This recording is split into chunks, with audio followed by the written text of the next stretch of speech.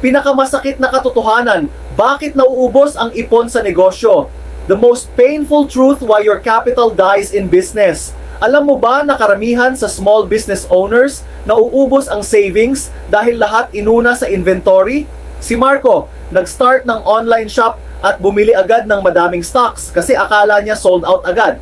Pero after 3 months, kalahati pa rin ng products niya nasa kwarto lang at ubos na ang pera niya sa storage at marketing.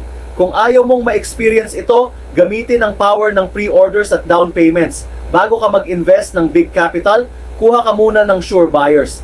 Collect down payment para may pang-ikot ka at secured ang sales mo. Hindi mo kailangan umutang o magbenta ng ari-arian para lang magka-stock. Smart na diskarte ito para hindi maubos ang pinaghirapang ipon. Benta muna bago gastos, yan ang sikreto ng matatalinong negosyante. Kaya mo to, future boss? Share mo rin sa comments ang opinion mo kung gagamitin mo itong strategy para protektado ang savings mo.